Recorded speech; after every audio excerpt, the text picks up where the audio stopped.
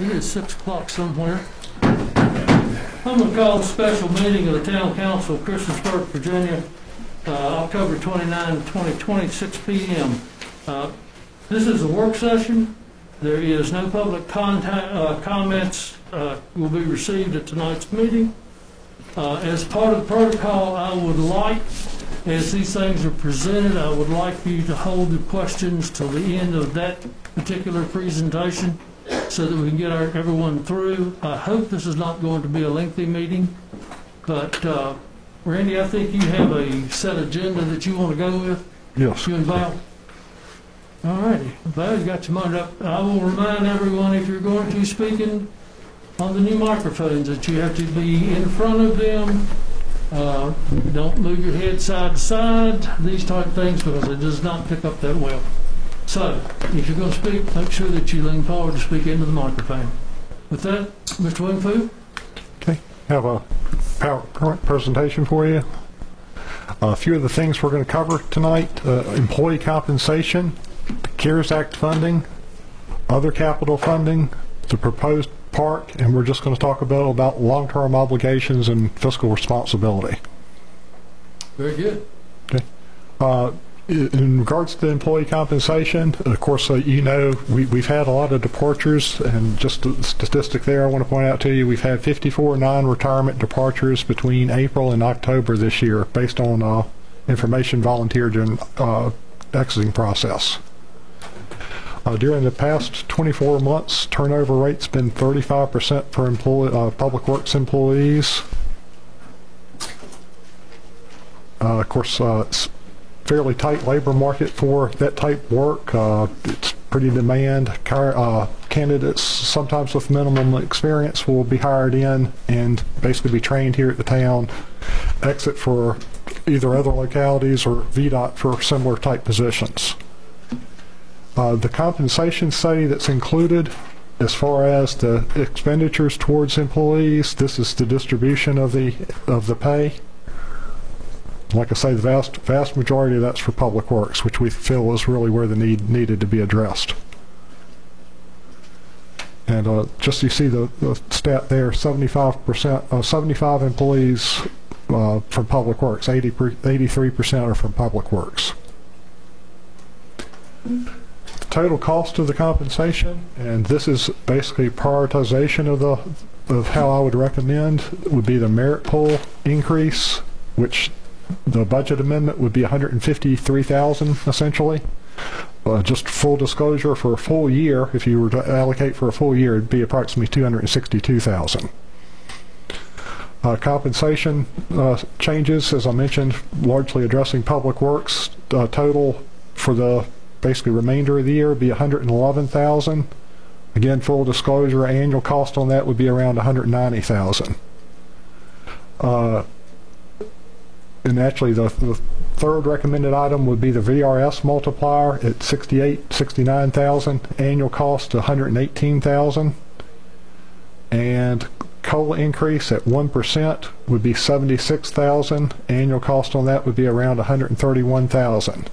And fringe on all the above increases total would be about $71,000. Annually would be about $122,000. In regards to the budget amendment, I'll let I'll take over a little bit here. Okay. So on June 9th, you all approved the budget for fiscal 21. And in that budget, we removed a lot of capital items and some operational items that we discussed amending in October the budget to bring those in based on what our results were for the year and how things were going. So we're going to review some of those in the budget amendment tonight and make the changes that council feels are appropriate. So given the current economic outlook, current restrictions on full opening of restaurants, entertainment, recreation, and travel due to COVID-19, we took a look at what some of our revenue projections were. As you know, we had all hoped to return to normal by this fall. That's just not going to happen. So, and then we've also lost the football for this season, and that's had a huge impact on our hotels and our tourist industry. Hotels are seeing about a 50% decline from prior year. So we've taken a look at those numbers and we're adjusting them in this budget amendment. Meals are doing a lot better than we expected. They're down overall about 10%. So I guess a lot of us that live here, we really like to eat out. We don't like to cook apparently very much anymore. So these numbers are a little skewed because it's looking at what our 2019 numbers were versus what our actual revenue numbers were for 2020, and then what we're projecting for 2021. So the percentage number isn't real exact because it's not necessarily comparing the same periods. The lodging revenue, although we were down 40% from the prior year, it's really on a month-to-month basis, it's looking like 50%. But when you annualize this and you compare different periods, it shoots the numbers off. And meals tax, 10%. Sales tax, we've budgeted about a 21% reduction in our sales tax revenue. So far, sales tax revenues have been good, but those numbers lag by about 2 months. So we only have numbers through August. August was the first month so far that we've actually seen a decline in the sales tax revenue. And it wasn't real big, but nonetheless, it was a decline. So I was pretty excited that those numbers weren't going down.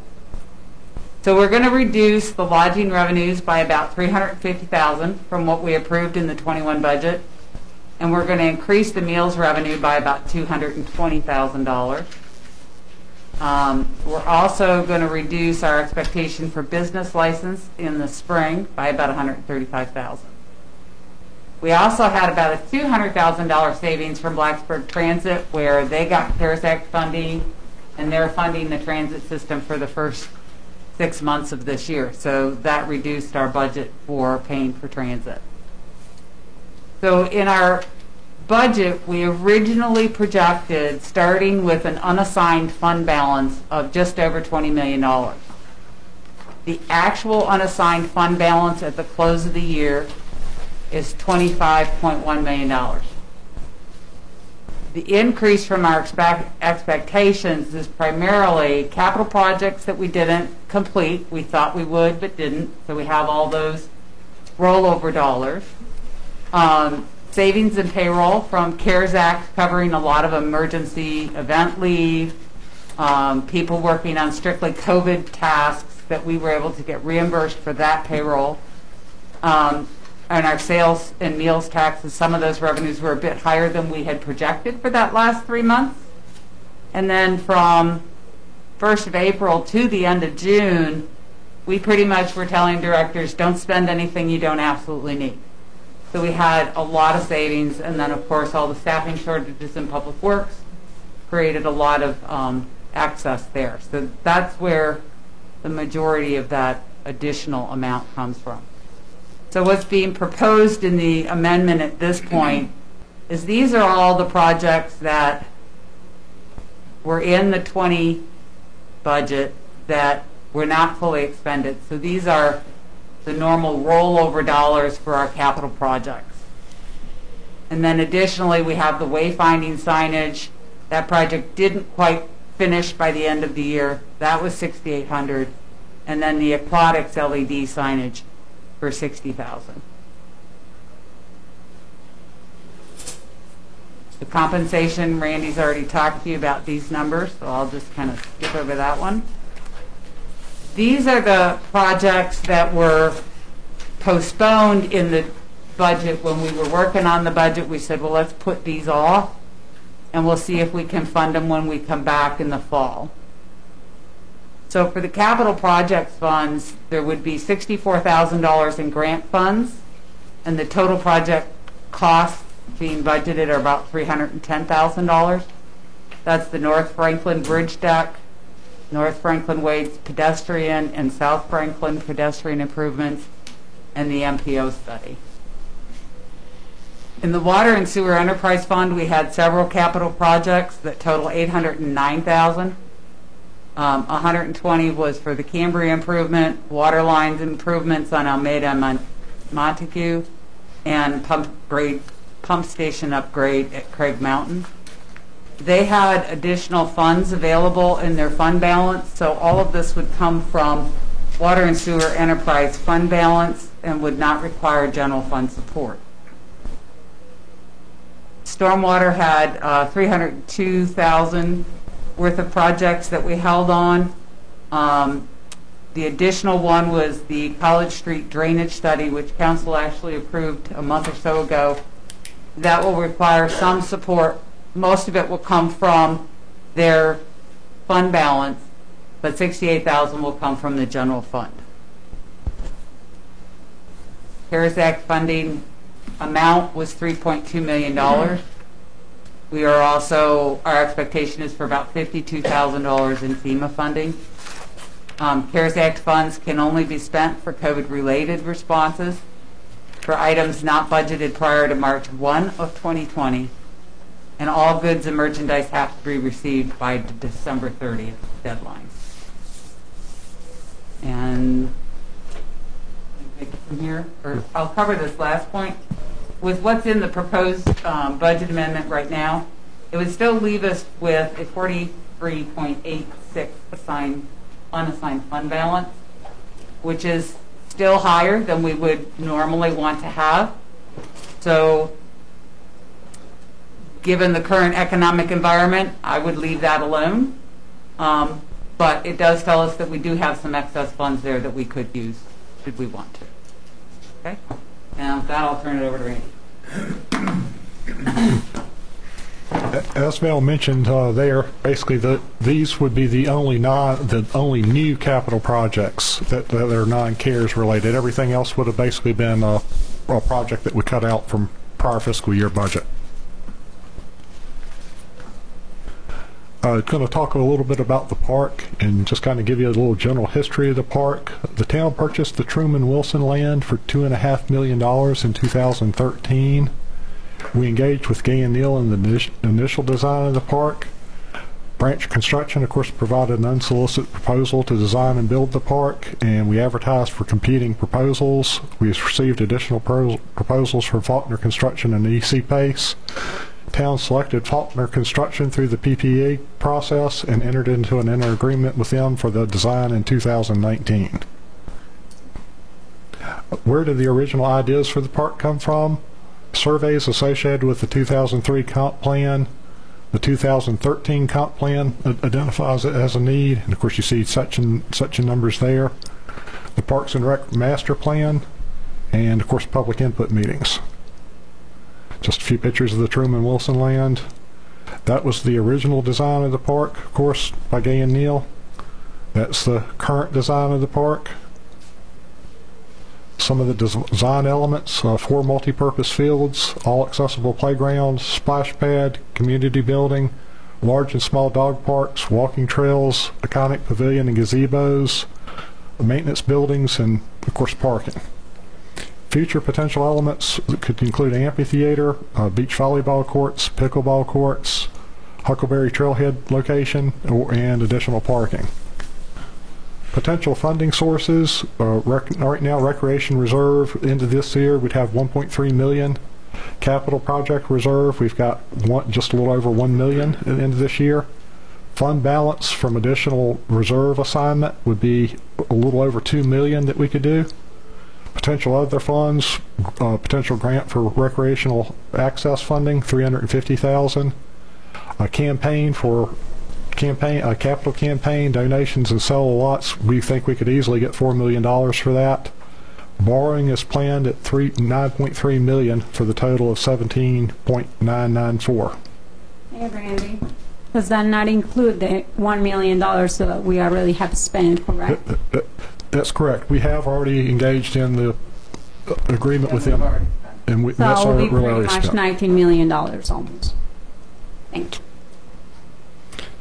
In regards to sponsorships, we've met with a consulting group at Virginia Tech. Basically, they've come up with a tiered base, proposal for sponsorships.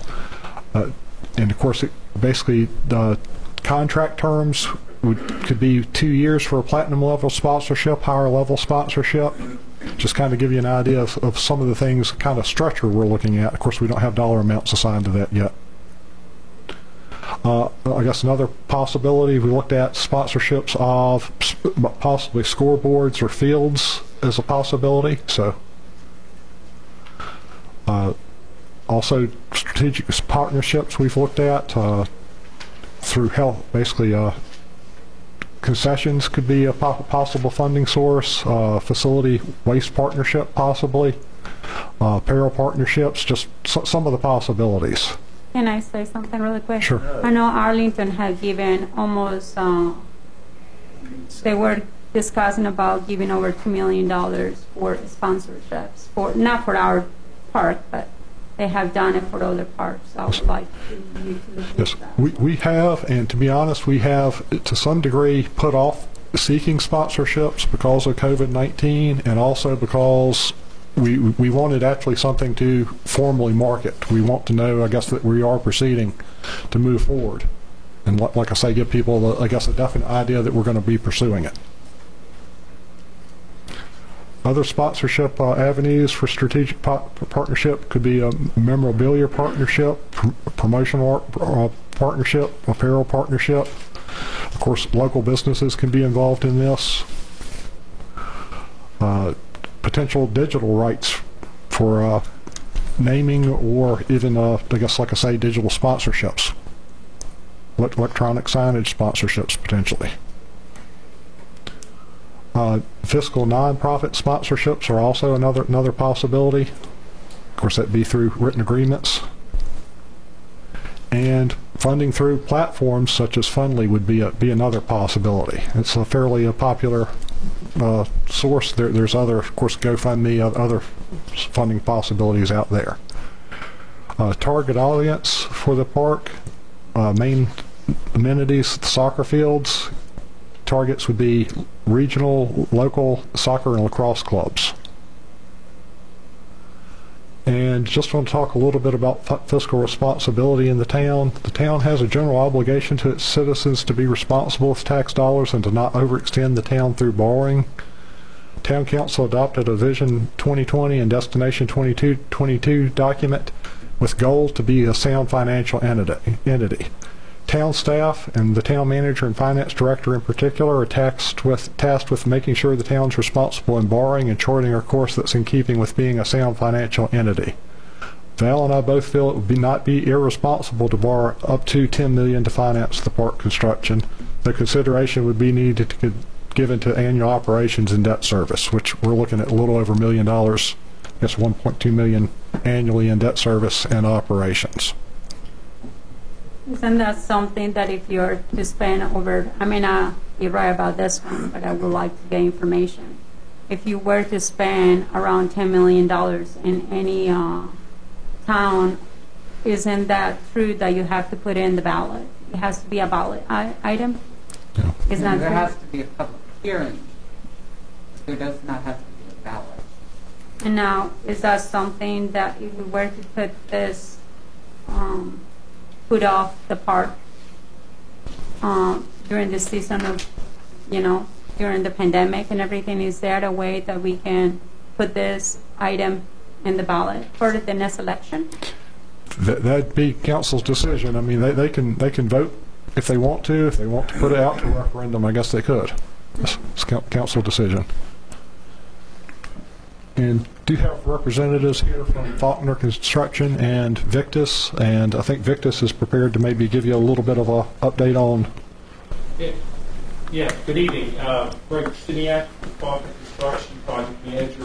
Tonight we were going to do a presentation. Part of our scope on the interim agreement was to develop a strategy and evaluation and analysis of the park, its competition in the area, looking at the costing analysis of operating expenses, expected annual revenues and gains for the town on taxes and from visitors coming in from out of town. We have Brian came in. Some of you might have remembered him from, I think it's been over a year ago. He's going to come in and walk through the executive portion. He did about a 20-page executive summary.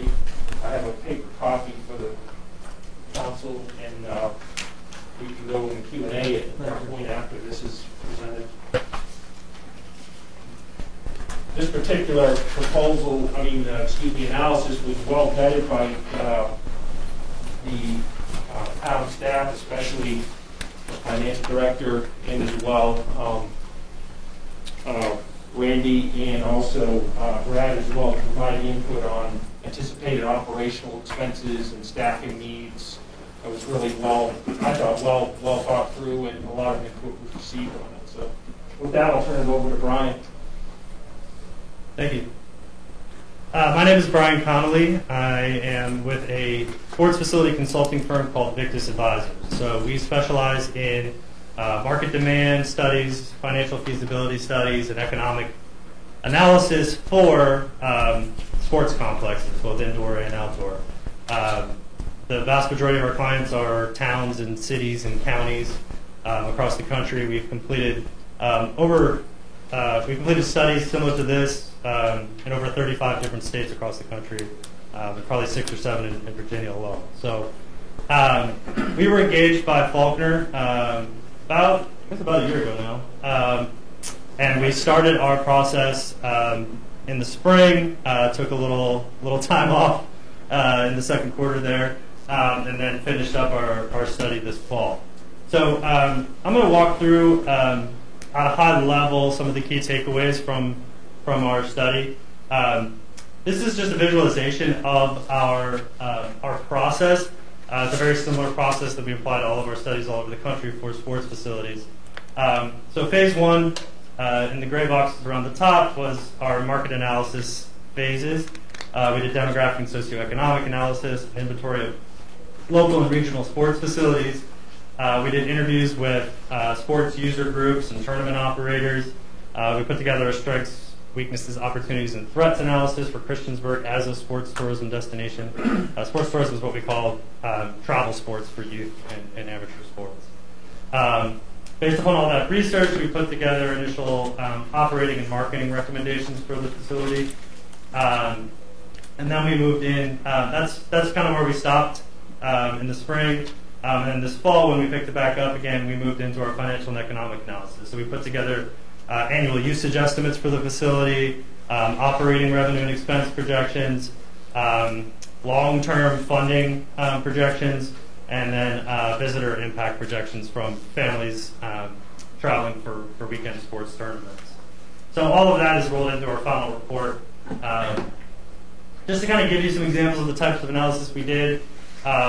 For weekday use, which is primarily going to be your local use within about a 30-minute drive, primarily afternoons and evenings during the week, we looked at the Blacksburg, Christiansburg, Bradford metro area as the primary market for weekday usage. There's about 187,000 people, according to the most recent data we had. But then on the weekends, best practices is these facilities then get used as economic drivers. And what that means is you bring in tournaments. And tournaments both provide opportunities for your local and regional sports groups to host other teams here and not have to travel outside of the area as much.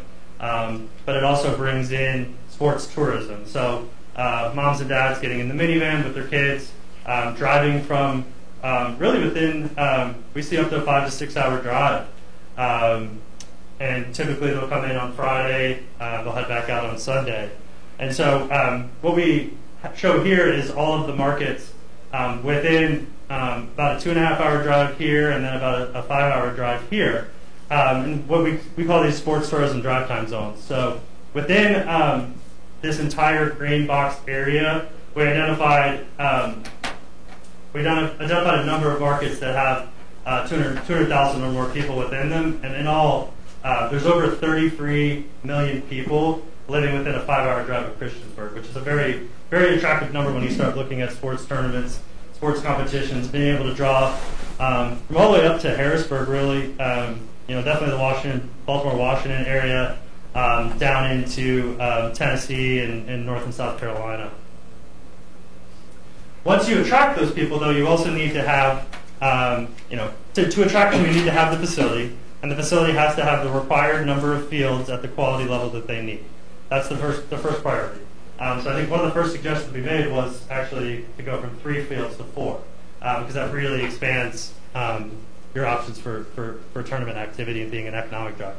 Once you attract those folks, then the amenities that are either on site or very close to the site become very important for giving a place for those people to stay, first of all, so that and you want to have them close to the site so that you capture that economic impact. It's one thing to bring the people here, but then you want to be able to capture the visitor's economic impact within your community.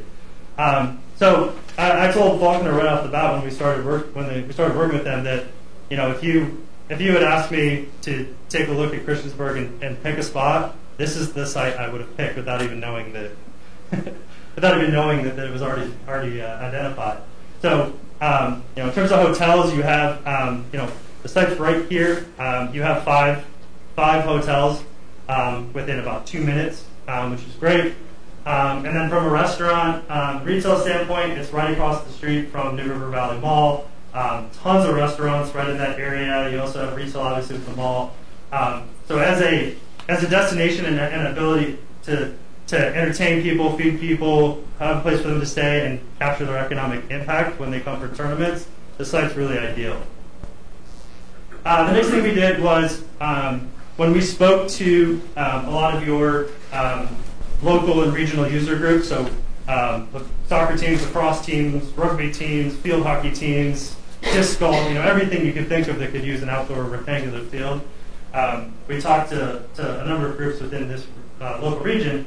We said, okay, what are the facilities you use locally now for your practices, leagues, whatever it might be, and then where do you travel the most to take part in tournaments outside of the area?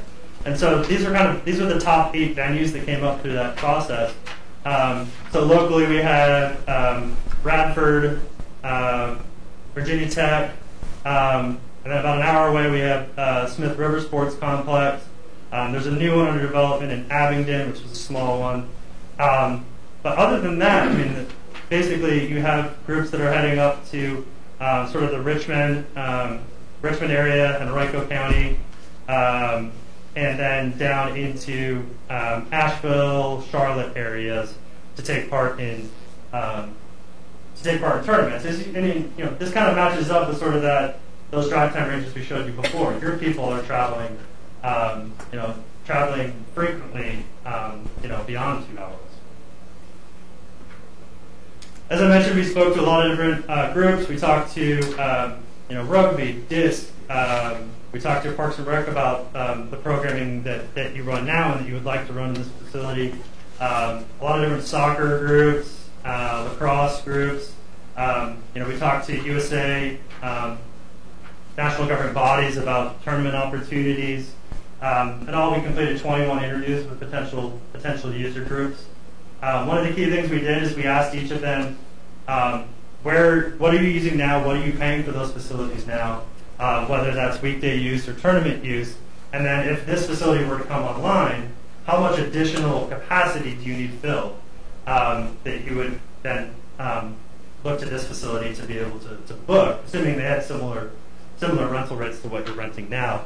And universally, people said, within the Blacksburg, Christiansburg market area, they said there's not enough fields. We're fighting over fields right now. Nobody can get as much time as they need or want, and it's actually limiting our ability to expand our programs. This is just the groups we talked to. So we treat this as kind of a baseline, and then there could be more usage on top of it. But the potential usage was very significant. You can see every season is represented. So this is really a baseline we start with when we start building our model. In terms of the SWOT analysis, I won't go into each of these in detail, but some of the key elements that we found through our research. Number one is we do these studies for lots of different towns and cities and counties across the country, and a lot of times it's a municipality that's trying to get into sports facilities and hosting sport events, and they've been to conferences where they've heard other town administrators talk about how much revenue they've been able to generate, economic development they've been able to generate through youth sports, and so they hire us to say, okay, how do we get into this? Where do we start? But because of the baseball facility that you already have, because of the really nice aquatic facility you already have,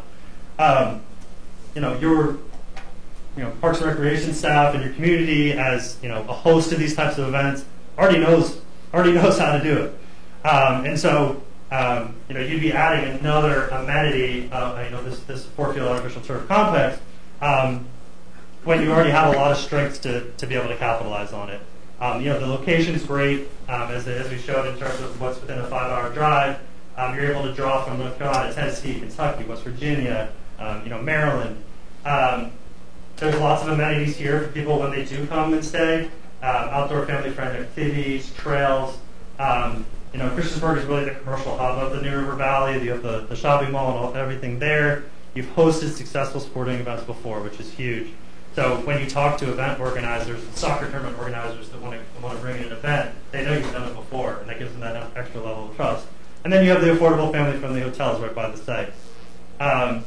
There's opportunities to leverage the fact that you have this established sports tourism success. You have the opportunity to draw from those 33 million people within 5 hours. You can tap into the regional sports field demand that is existing in this community right now, that's sitting there. So they're really, as we see it, it's a really strong opportunity. So then we moved into our operating and financial and economic analysis.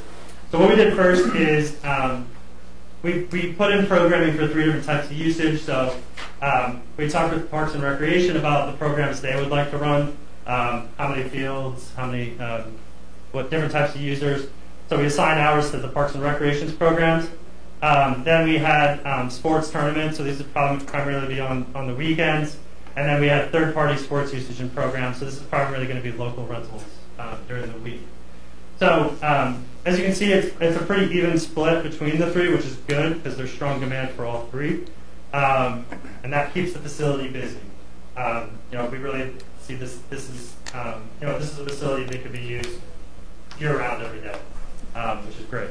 Overall, we estimated about 220,000 annual sports users. So that doesn't include people who would just come to use the rest of the park. We also look at seasonality. So as you can see, we found usage demand throughout the whole year. And that's one of the nice aspects of the fact that these are artificial turf fields with lights.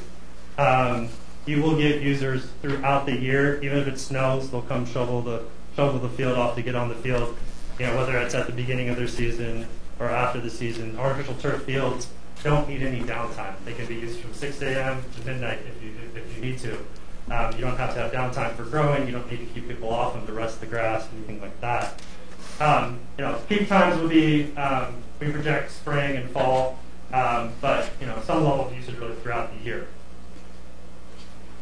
One of the things we do with our model is we break down in-county usage versus out-of-county usage.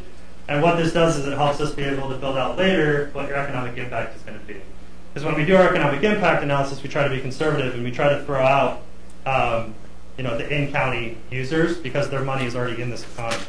And so we'll just isolate the out-of-county visitors. As you can see, on the weekday, we think the vast majority of your users are going to be from within the county. That's practices, games, and things in the evenings during the week. But then on the weekend, that flips. That's when you're going to start to draw, and you can see your local groups are still participating in those tournaments. A lot of times they'll even host them. But that's when you're really going to be able to draw people from outside the county in and get them to stay for multiple days, because these are usually 2 or 3 day tournaments. We put together a detailed operating model. This is for the first 5 years. We typically assume that year 3 is a stabilized year of operations once you sort of hit your stride with the facility. So this is just the operating model. So this is operating revenues, operating expenses. It's before any debt service. It's before capital reserves, anything like that. So we're estimating by year 3 operating cost recovery, so just operating budget, of about 70 to 75% each year, which leaves about $200,000 a year that needs to be funded by the town. What we then did is we took, this is that operating deficit number right here, that 191, we had inflated it each year. This goes out about 20 years in our model. So that's one thing that on the long term the town will need to fund is the operating budget. We also put in budgeting for field replacement. So typically artificial turf fields need to be replaced, not fully replaced, but the top surface does. Every 8 to 10 years. We put 8 to 10 because that's typically the useful life that would be on the warranty essentially.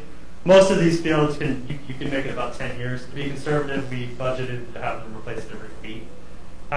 So we have annually putting aside funds to be able to pay for new artificial turf in about 8 to 10 years on the 4 fields. They're lower cost to manage each year because you don't have to worry about watering, you don't have to worry about mowing, anything like that, but they do need to be replaced every 8 to 10 years. So we budgeted for that. And then lastly, we put in an annual debt service payment, which we talked with Val about how to be conservative with those numbers. And so we put in an annual debt service payment as well. So what we came out to, you can see that as it hits its stride, gets to full usage in year 3, the total estimated funding requirement between the deficit, capital reserve, and debt service, we estimated a little under $1.1 million a year. And then lastly, I showed you before how we broke down in-county usage versus out-of-county usage, trying to estimate people that are coming from outside of your market. And this is direct spending estimates. So when a family comes from outside of your community, specifically to attend a tournament that's being held at this complex, we estimated that over the course of the year, that total spending from those outside visitors would be about $11 million a year.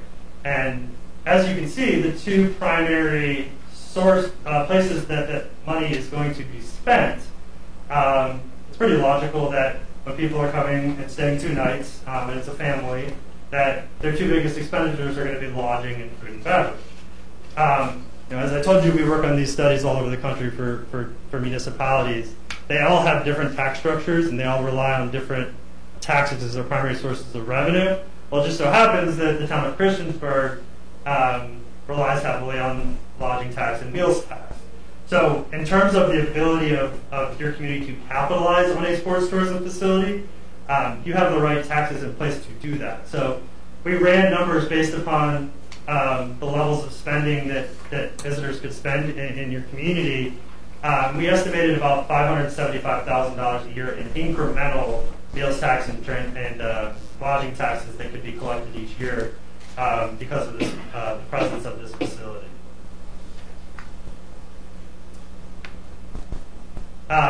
So that's really it in terms of what I wanted to present tonight. We have a more detailed report as well that I think will be available as well if you want to dig into that. But in the meantime, does anybody have any questions for me? I do. So you are part of Pictures Advisors. Who paid for your services? Pictures Was it Advisors, Falconer or? Yes, we were part of Falconer's budget. Ah, okay. Thank you. Are these, you want these copies back? No, sir, those are, you can take those Okay. anticipated, you walk away with those this evening to look at further. Yeah, these are the final versions. So A full 130? 150, 100 something, yeah. Yeah, there's a full report that we can, town staff has that available already, so that can be disseminated, and if you guys really want to get into it more. With the detailed business plan and all of the market research backing it up. Very good. Well, thank you. Presentation. No. So are you done doing your presentation, Mr. Falconer, or are you going to? Yes, ma'am, that was all of what we had planned for the agenda based upon input from the town staff that we had wanted to follow up and provide. This has been a work in progress. Just want to bring to everyone's attention on the committee, on the council, that this was all worked through the PTA committee, and we did the first part of it last year, and then kind of took a break on that because of circumstances and process, and then we brought it back in and we finished it out with the PTA committee looking at this in advance of the council seeing it this evening. So, and again, it got in my opinion, a very good vetting from town staff in particular.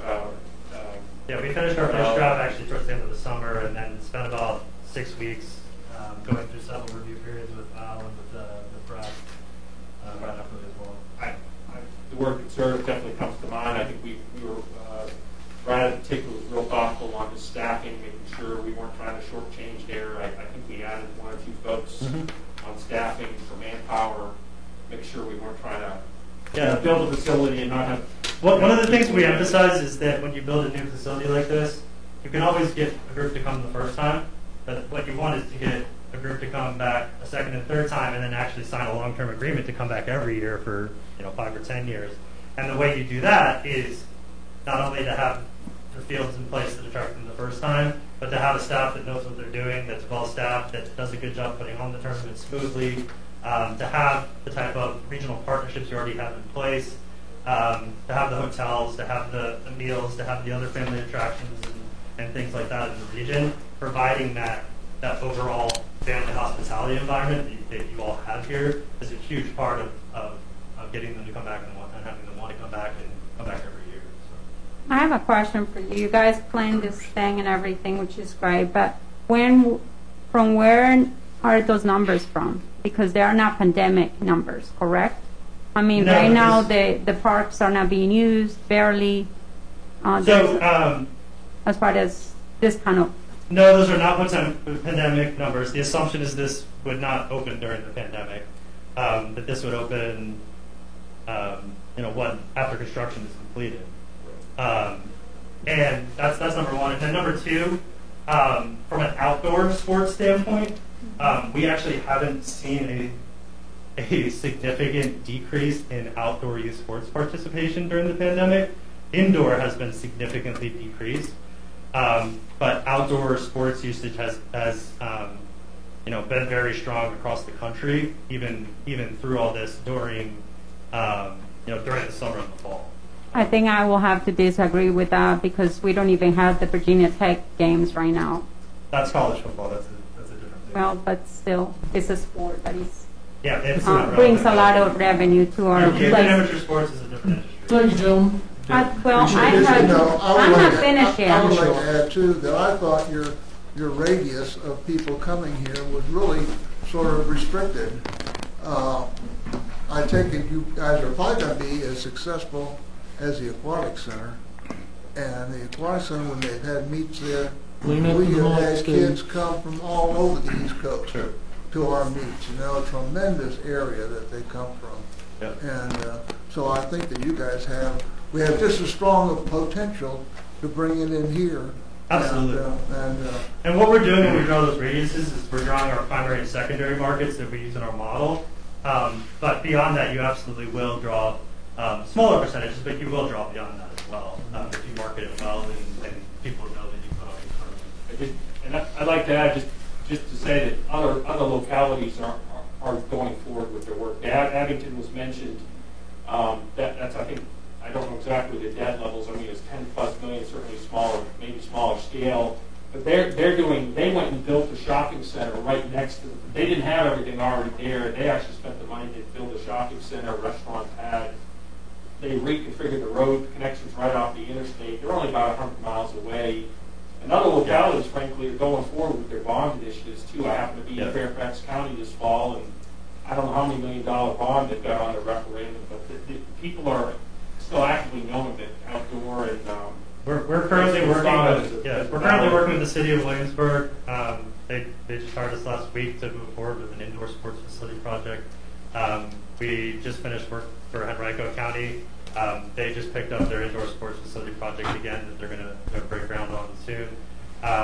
City of Virginia Beach, we did all the feasibility studies and planning for their new sports center that they actually just opened a month ago, and have that up and running now as well. So in terms of youth sports, everybody pressed pause on everything in the second quarter. But once summer rolled around and people saw that a lot of people were still putting their their kids in sports and their club teams were still going, especially outdoor, our work picked right back up again. I have a comment about your Abington Park. You brought that up the last meeting that we had with you guys, which is great. You brought some information. But when I was doing the research about the park, they are having huge funding project problems with this. They ran out of money. They were asking for another $2 million just the other day. They had to lay off over 77 employees out of that town to be able to afford this park. So we haven't laid off any employees in our town, and I hope we don't have to. And so that's just pandemic times two and all that stuff that is a concern to me, but I thank you for your presentation. Joanna, where'd you get that information from? Their town manager or city manager? It's on the paper. You can have it here. So this Newspaper? final figure that Yeah, you're it's giving us is a newspaper. fixed rate guaranteed contract, is that correct? It's a guaranteed max price. Guaranteed max Yeah. price, and could come in less. Excuse me? Could come in less than that, depending. There's like 10 more Well, you can find on. Okay. We have to just go, we've had a lot of dependents and stuff on cause, we're hoping they He ain't contacted permission on us, us hopefully directly. they're going to No, honor I the price. didn't, because Yeah. I watched some of Okay. the town council Thank you. meetings. Curious if consideration was today. You might want to just several Yeah, we factor in all of that. We start with, there's a whole model behind this. So we start with total visitors. We cut that to visitors that are just coming from outside the county when we think about spending on meals, think about spending on retail. But then we slice it down again to capture just those that are going to require overnight stays. So if they're within about an hour and a half, we try to be conservative and assume that they could just go back and forth. So we slice that down. And then we make assumptions that not all of them will stay in Christiansburg because there are other hotels in the region. So we slice it down again and say, make assumptions on the fact that you have 5 right there helps, so we'll use a little bit higher percentage there. But yeah, we try to be as conservative as possible and just keep trimming away until we get to a number that we feel like you should be able to exceed, honestly, if you operate the facility well, market it well, and put on good events, and that your community, really rallies around being a hospitality community for these types of events. All right. I know you gave us these figures before, but how about if we approve this? Can you give us a Steve, would you rough please lead outline? up to the microphone? and speak? A rough outline of what the next steps would be. For the schedule. Yes. So, subject to the approval on, I think it's scheduled for November 10th, we would work with the town staff to complete our contract, develop a new contract. The one that we had get completed. We go into a new contract with the actual construction schedule worked through and presented, and we would. The first step would be to complete the plans from 80% where they're at right now, 80+%, and we'd go to 100% completion on those. Doing, final planning adjustments, final adjustments, brick colors, double checking that type of detail, and making sure we had the right fixtures confirmed, et cetera, and then we would work on going into construction as soon as possible in 2021. So we're thinking probably early spring or summer? For construction? Yeah.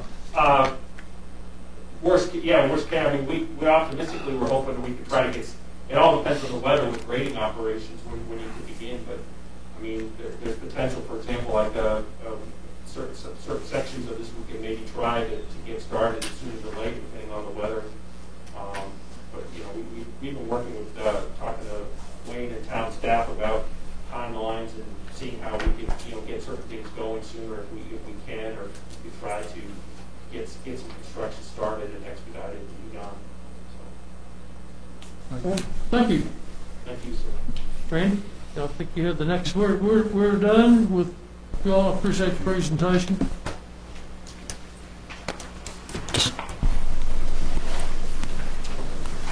Go ahead and open it up to council discussion. Have you talked about the CARES Act funding yet? We did briefly. Of course, you had it in your Okay. So your council packet on Tuesday night.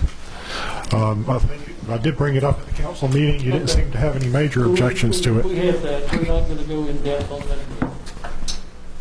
I don't think Why, we need can to. you explain that to me on the CARES Act? Is that what you're saying, that you don't want to go into details? I'm trying to understand what you Well, just said. what I'm saying is we've had these figures and information before us for almost 10 days to look at. Now, and Within I the think last several- 24 several of hours, your we just got questions some have been changes. answered. You what? Within the last 24 hours, we just got some changes too, right? I mean, I like the believe- IT office was taking out, where's Valerie? Oh, sorry. The IT remodeling is out of the CARES Act funding package, correct? Yes. Okay, That was and the then there is revision also, that happened a couple weeks ago. I think you were looking at an older version of it. that was the one that you passed me the other day. The current version's the same one that was in the council packet Yeah. on But last there was an last week. earlier version that did have the offices in it. That was probably 2 to 3 weeks ago. But from that one, and I did respond to your email. Did respond to your email this morning. The Yeah, so- remodeling was taken out of it and coming out of general funds. The Wi-Fi software for The, downtown. right, and then also the software, we wanted to allocate those funds to more grant funds for businesses, for childcare, business assistance, what's the other one? And Restaurants. nonprofits. Yeah, nonprofits. Okay. So that altered the budget, and that budget's been kind of very fluid based on, can we get this project done by December 30th or not? Because it has to be here, it has to be delivered, there's no ifs, ands, or buts about it. Unless they do an extension, which may happen, right now, we have to plan that if we don't think it can get done, we've taken it out and we've reallocated the money somewhere else. I guess my concern too is still about tourism too, because I know it's great that, we want to do the exact thing that Blacksburg and other the county is doing to give them funds, but I thought we cannot compensate, or we cannot just change, because they were supposed to get that money before we were to make the lodging taxes and I guess food taxes. But since we're not getting that, I guess can you explain a little bit of that $37,000, because I don't understand how we can use $37,000 of the CARES Act funding to provide something that is not there. I think, Randy, you could probably provide a better explanation of that with your knowledge of sitting on the board. It is for basically the Montgomery Tourism Development Council. Of course, their revenue's been down fairly drastically because of the hit to hotels and the fact that that's their funding sources from basically the town and county lodging tax. And this, like I say, it's basically supplemental for their operations. But I thought we couldn't replace income. I don't think it can be considered income replacement. To be honest, there's a justification, I think, in the CARES Act funding. Give me just a second. We can't use the funds to replace lost revenue. But you can give it away, which is the same thing. I mean, it's not free money. And so I guess we are coming out with all these great ideas to bring tourism and everything in a time where we don't need tourism. If anything, there's other localities that are canceling the tourism departments all completely, just to make up for some of the funding that they're going to be short within the next year.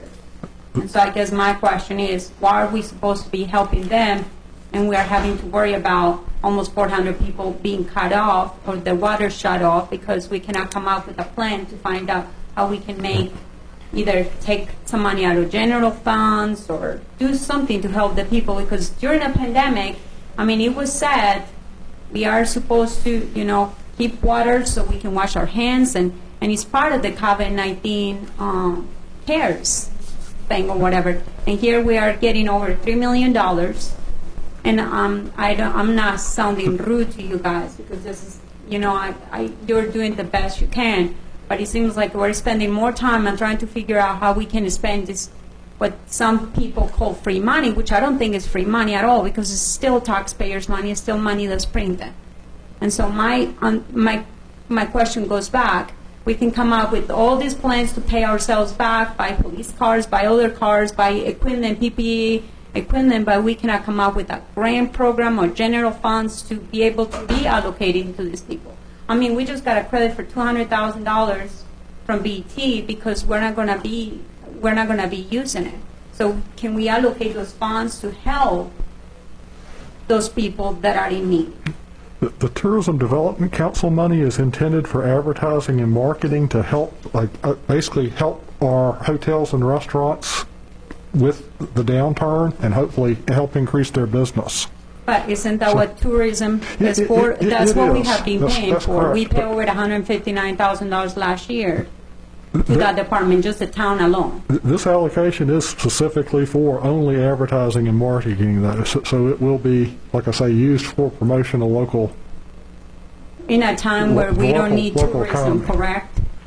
Well, I wouldn't say that Always we need don't. tourism. Yeah. Well, I know it's great, but Financial markets, so yes, we do need tourism.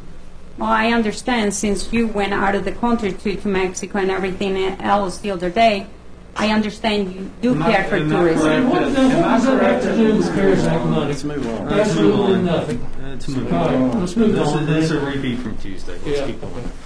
All right. So is there any other questions? I do have a question. Randy, I just had a question on the CARES Act. I'm sorry, I put the glasses on here. Under the thermal imaging for the aquatic center, I was a little concerned just over the price of that. It seems pretty extreme.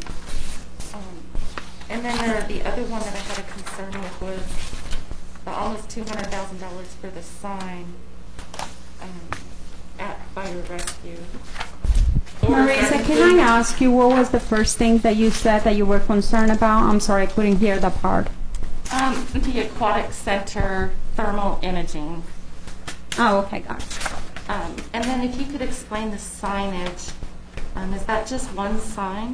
The 190 for the LED signage is for three signs. That's the town hall, the fire and rescue station, and the rec center. Okay, thank you. Sure.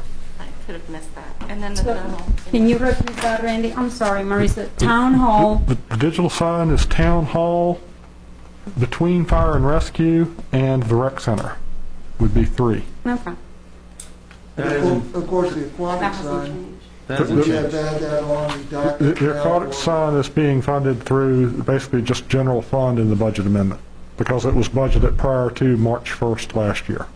I have a question about CARES Act money. When we are using this money, is there, do we have to have a bidding process with this money as well, It's just like still- everything It's else? still subject to procurement laws. Oh, okay. And who has gotten the biddings for the signs for those? Because they're so high. Can't tell you the name off the top of my head. Time Yeah, technology. Time Technologies. Time Technology Time. won the bid on that one. And we only got one bid? No, there were 4, I think. When did If I this remember take correctly, there was place? 4. A few weeks ago. Oh, okay, so this is nothing that town council has to have a decision on? Town council has previously voted to authorize me to expend a portion of the CARES Act money, and that's what we've been doing basically in order to move it along. So some of this CARES Act money is expended, some of it's not. And I think there's kind of differentiation here in the document of whether it's expended or not. I saw the, oh, Marisa, are you done? Well, he hadn't answered it yet. The thermal imaging. Yes, okay. That would be basically at the rec center to tell if people have a temperature when they come into the building. It would basically display that through the thermal imaging. It's for both rec And aquatic and center. aquatic center. So that's 2 locations? Yes. Still So- seems awfully expensive to me. but, okay, thanks for the answer. The bathrooms, we had 100,000 in there, is that correct? Now, we should have 3 bathrooms, and you said approximately about $35,000 each, correct? So it should be around 105 for the 3? I did talk to Brad about that, and he said that he didn't know that he could necessarily get the 3rd bathroom delivered in time. And just the fact that I guess that he didn't necessarily have a location for it there at the downtown park unless he put it on the basketball court. It'd basically be the only location that he thought it could go on. And this, so we cannot come up with a location to put this bathroom downtown because there was a PowerPoint where we are trying to allocate a bathroom facility, money for a bathroom facility with somebody else, a private person on Hickok Street. I find this very absurd. I would like to do a little bit, can you please do some more research about trying to find out where you can put the bathroom and everything in downtown park? Because this does not make sense to me at all. Okay. I myself feel the 2 bathrooms that we have proposed and you've worked on them and got everything thing, I think that would be fine for this. Maybe later on in a couple of years we need to do something around the basketball court, we can, but I think what we've got here right now is fine. Any other comments? One question. Why do we not have 100% approved plans on the park? I thought those were... The agreement was for 80% design. I see. But the full price of the contract includes the 100% approval. They're not going to ding us another X. That's correct. Okay. Any other comments? Yeah. The thing I would like to say is about nobody. I thought we were going to be many. Are we going to be talking about the merit raises and the COLA and things like that in a different We haven't category? gotten into that part yet. But I just want to say, is that going to be effective January 1st? We're hoping for December 1st. Oh, December 1st. Oh, okay. When you were talking about Valerie, when you were talking about salaries and wages, that is not overtime. But can you please clarify, since the scare money was for overtime, how do you replace that revenue? Because it just did not make any, I couldn't understand your answer when you sent me that email today as far as the replacement of regular revenues to the budget. The salaries and wages that are charged to the CARES Act are basically reimbursement of costs that we already would have paid for people whose work was strictly related to COVID-19 or that were granted additional leave from the CARES Act itself. There was 2 additional weeks of emergency event leave and 10 weeks of what they called family emergency event leave that was payable at 2/3 of the employee's pay. So to the extent that employees used that kind of leave, we were able to reimburse ourselves for that expenditure because it's leave over and above what the town would have granted to employees. So will that be considered the fringes? Is that what you're referring to? Because No. it's just completely separate. So, for example, if I have an employee in my department who goes out and gets quarantined for COVID, and she's out for 40 hours, and I'm going to throw a number out there because I don't know off the top of my head. Let's say her salary for the week is $500. Okay.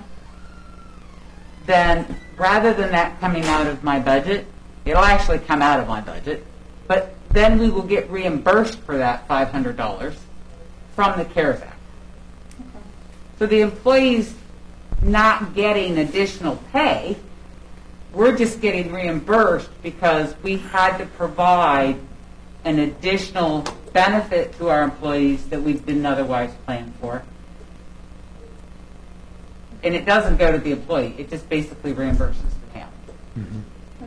Because I saw the now why is the The aquatic center, so such a high number, is it because the amount of employees that they have, or maybe?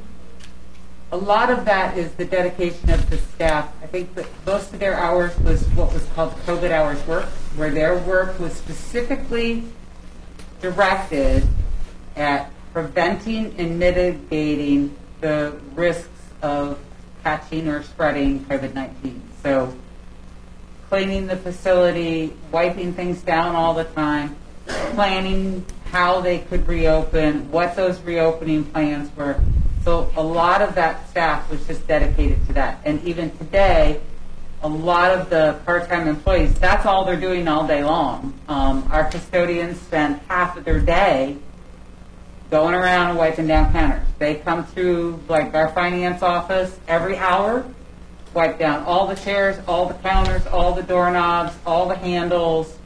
So their primary role now, instead of doing their general maintenance routine duties, are dedicated to cleaning up with Clorox bleach or whatever it is that they clean with. Okay. So okay. Thank you so much for your explanation. That makes sense. Speak into the microphone, please. Sorry. Okay. At Central Business, we had briefly discussed something that Blacksburg is doing, and I wanted to mention it this evening to see if it's of any interest to the rest of council. Randy, is that something you want to discuss? Or? Yeah, and I think you're talking about the Blacksburg Bucks program. Yeah. Blacksburg. I did actually. Andrew received a call from one of the assistant managers in Blacksburg this afternoon. I think they're reevaluating that to see whether it's allowed under the CARES Act. I think they're rethinking that. Oh, okay. All right. Okay. So, They said that they would keep us in touch, and certainly something that we could, they are using the Blacksburg Partnership and the National Bank of Blacksburg. We would not be able to use the Blacksburg Partnership, but it's potential we could reach out to the National Bank of Blacksburg, because of their presence here and because we bank with them as a town. Right, right. To pursue that, if it is something that could be pursued under the federal CARES Act. Well, has everybody heard about this program? No. I'll take a quick 15 seconds. So what they're doing is microphone. the idea was to take CARES money and influx a lot of that into the community by matching gift card amounts. So if you got $50, that would $50 of CARES Act would match it. So the purchaser is saving money, and the business is getting money, and it was a win-win for both sides of the equation as far as influxing and keeping people local to shop before Christmas. And I thought it was a fabulous idea with a win for everybody, but I guess we'll have to wait to see if it's actually something that could be done. Mm-hmm. But I think it would It's really an help. interesting proposal, Us, but I think we better be sure Exactly, of what yeah. we can do, yeah. We could have a definite answer before the November 10th public hearing. Okay, I appreciate that. Thank I you. got a question, Mike.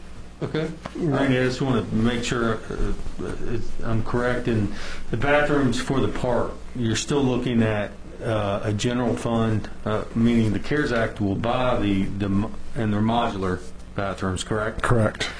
But you're still looking at $150,000 to $270,000 to place 3, if we get 3, correct?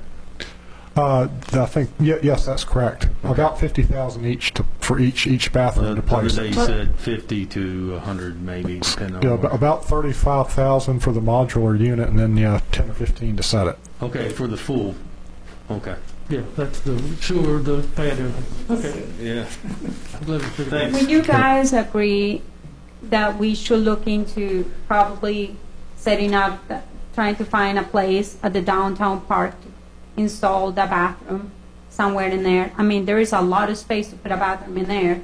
We have porta potties over there, but I just think that we should think outside the box and be able to provide those bathrooms. And next year, we shouldn't have to come up with probably $15,000, $20,000 just to have them installed. Let's use our money where we need it right now for these bathrooms. Well, if we can get the, if we can, one, get the building in, which I don't know that we can, and two, I mean, $35,000 for a building is about right for a modular bathroom, but if we can't get it here by December the 31st, it's a moot point. I understand, but I want them to look into this because other places, I have to look at my list again, and I can try to figure out where I have the list and send it to Randy, where they are doing very much the same thing. I think that's something, if we were to decide to do that, I think that's something our engineering staff or our surveyor or some of our local internal people could look at. I don't think we need to hire any type of consultant to do that. I think we have enough talent within this department to figure out a reasonable place for it, whether we can actually do it or not. But I think you're right in that we do need to, either for this year or for the very near foreseeable future, at least have plans where one can go. Thank you so much for saying that. I really appreciate that. Okay. But if we can use the federal CARES Act money to get the third one, That even would be different. even if it's different than the other two, I would like an answer back on that, because that came from Tuesday's I'll talk to meeting Brad as well. about getting it, but I'll point out that we're spending the full allocation of the CARES Act money either way. So if we funded that out of CARES Act money, we would have to either be pulling something else out of the CARES Act money to fund with general fund, or we could fund the bathrooms with general fund. I was going to say No, we've only got two. But you already have correct. $100,000 in there, and you already said that we're not going to be able to have them installed, so I was going to save you $30,000. Another $5,000 out of those $3 million, I'm more than sure that you can find that. If you can get the third bathroom for that cost, we'll try to do it. I thank you so much for looking into that, sir. And Randy, at one time, didn't you say that the place over at the downtown park was very hard to get a place to put it and hookups, and that's probably going to cost a great deal of money to go that route? The downtown park is probably a little more challenging because of the grades and the fact that we'd have the only flat spot there really is the basketball courts. So if we were to put it there, we'd have to lose the basketball courts. Plus, like I say, you'd have to do a little grading ahead of time, and to get the utilities in, it's a little more work there to get the slight more work because of the grading work. I think probably the grading's the big thing. So if I was, let's first say I own the downtown parkland, and I was building a house, and I got approved to go through the whole process, the town of Christiansburg will have to provide me with a connection to my home for water. Yes, correct. That's about $3,000, $5,000. I remember. Isn't that right? It's I think $2,500 for water connection. $2,500. Okay. $3,000. What about for a $3,000. commercial 2-bathroom facility? A commercial, it depends on the meter size. If it's a 3/4 meter, then it'd be the same price. So if it's a larger meter, it costs a little bit more. So we're charging a builder that amount. In other places where it's much harder trying to get these connections, why is it so hard for us, the town of Christiansburg, to be able to have that hookup downtown? I just cannot. I don't think the hookup so much is the problem as it is the grades there. Well, Like I the say. grade, you barely have a hill. And so I think, if I may interject, John, I totally understand your concerns with it, but I don't think this is a discussion tonight. I would like our people to be, our people, Randy, if you would instruct Lane and Carl and whomever to at least scope out sites. Now, it may not be in the very front of the park, could be somewhere, but at least let's find a location if it's feasible. Well, that's only if we can use the CARES Act to buy that third bathroom without having to take something else out, right? That's correct. That's what you said. Like I say, I think Brad thought really the only spot he could realistically put it without significant grading is the basketball court. Okay. All right. Anything else? We're adjourned. Thank you very much.